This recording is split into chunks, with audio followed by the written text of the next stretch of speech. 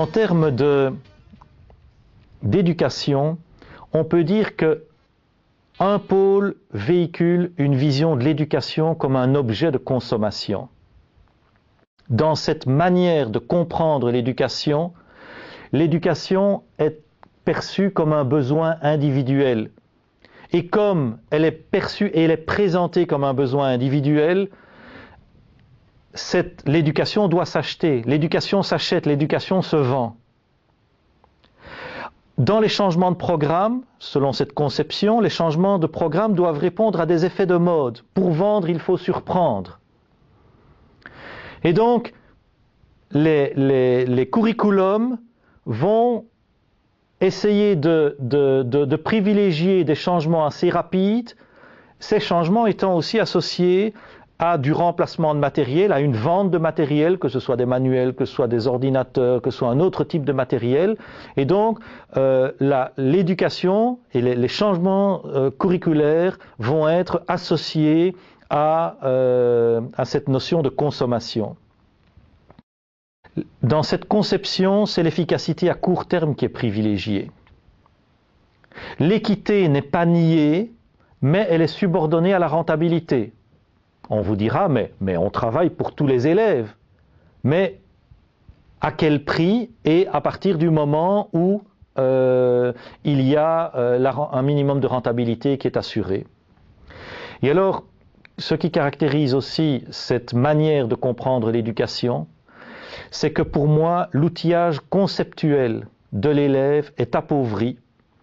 C'est-à-dire que on met surtout l'accent sur des connaissances, l'accès à des connaissances, sur des savoir-faire, même sur de la résolution de problèmes, mais qui sont la résolution de problèmes qui en restent à un plan technique, qui ne sont pas des résolutions de problèmes qui vont solliciter de la part de l'élève une analyse critique, un recul critique. Or, pour moi, cette dimension critique est une dimension qui est vraiment indispensable dans les systèmes éducatifs. Et donc, on peut dire qu'on est dans un contexte de consommation et de soumission citoyenne. Dans l'autre pôle, quand j'évoquais la perspective globo-locale, perspective citoyenne, eh bien là, on est dans une vision de l'éducation comme un bien commun, au contraire. Je voudrais faire un petit peu le parallèle avec la gestion d'autres ressources sur la planète, qui sont la gestion de l'eau et la gestion du vivant sur la planète.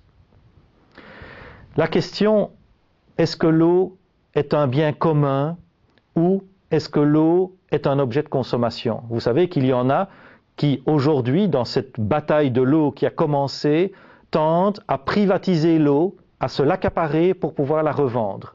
Eh bien, une question qu'on doit se poser, est-ce que l'eau, c'est un objet de consommation ou est-ce que l'eau est plutôt un bien commun qui appartient à tout le monde et à laquelle c'est un bien auquel tout le monde a accès librement? Autre exemple, c'est l'exemple de tout ce qui est le phénomène de brevetage du vivant. Vous n'êtes pas sans savoir que aujourd'hui, des entreprises multinationales visent à s'approprier le marché mondial des semences et à empêcher tout particulier à terme de pouvoir cultiver et de pouvoir reproduire ces semences. Pour pouvoir revendre ces semences d'abord à un prix élevé et en plus en vendant également les engrais qui permettent à ces semences de pouvoir germer et donc de nouveau pouvoir s'approprier le vivant pour pouvoir le revendre. Eh bien pour moi, on est un peu dans la même problématique avec l'éducation. Est-ce que l'éducation est un objet de consommation ou au contraire, est-ce qu'elle n'est pas un bien commun qui est un droit élémentaire qui appartient à tout un chacun? Quand on a une vision de l'éducation comme bien commun, eh bien, la traduction dans les curriculums, c'est que des curriculums doivent proposer des changements progressifs parce que les logiques collectives sont stables dans le temps. Les logiques collectives ne changent pas comme des effets de mode. Regardez tout le poids de la tradition, c'est un poids qui est important. Et donc, quand on voit comment les sociétés évoluent, mais les sociétés évoluent lentement. Et donc, si on veut véhiculer l'éducation comme un bien commun, il faut que les programmes traduisent cette progressivité dans le changement. En termes d'efficacité, c'est l'efficacité à long terme qui est privilégiée et qui repose sur un véritable projet éducatif. On ne vise pas l'efficacité à court terme. L'équité est une valeur première. Et alors, il y a un ancrage, il y a préoccupation d'un ancrage conceptuel qui permet d'élever le niveau d'analyse de l'élève. Et donc ici, on est véritablement dans un contexte de conscience et de responsabilité citoyenne. J'insiste sur cette notion de conscience, parce que dans les problèmes environnementaux, dans les problèmes que nous vivons actuellement, il ne suffit pas que l'élève soit informé des problèmes qui se posent. Il faut qu'il ait un niveau de conscience suffisant et qu'il ait les outils d'analyse et les outils d'action suffisants pour pouvoir à son tour agir sur son environnement, agir comme citoyen responsable. Et je terminerai en disant que ces deux pôles représentent des valeurs différentes. Quand on évoque l'éducation comme objet de consommation, on se rattache à des valeurs selon lesquelles les ressources de la planète sont à disposition de n'importe qui du moment qu'il peut les acheter, y compris des ressources aussi élémentaires que l'eau ou que les plantes, les fruits, les légumes que j'évoquais tout à l'heure. Et aussi qu'on est dans une optique de croissance illimitée dont on laisse penser qu'elle peut s'étendre à tous les habitants de la planète. Mais c'est un leurre.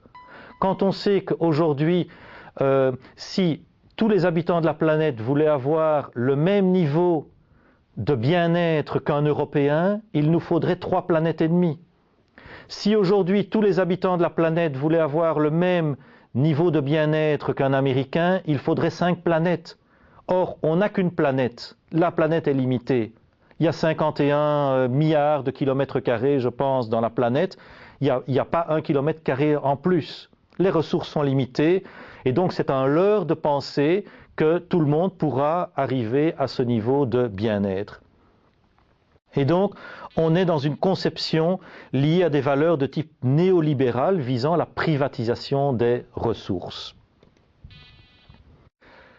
Quand on est dans la conception de l'éducation comme un bien commun, eh bien, cette conception est associée à des valeurs selon lesquelles les ressources sont finies et selon lesquelles il faut partager ces ressources.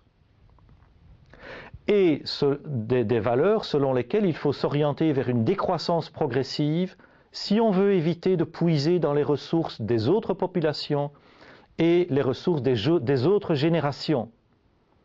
Parce qu'il y a tout ce phénomène d'épuisement progressif et qui s'accélère aujourd'hui de la planète, qui est un phénomène qui est excessivement préoccupant. Et donc on est véritablement dans cette optique globo-locale liée à des valeurs de gestion partagée et durable des ressources.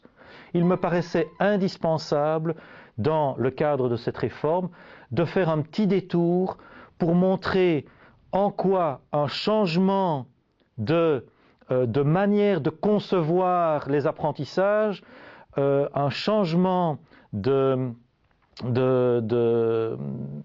d'approche curriculaire peut s'inscrire et doit s'inscrire dans un contexte beaucoup plus large. Ça me paraît une réflexion qui est indispensable.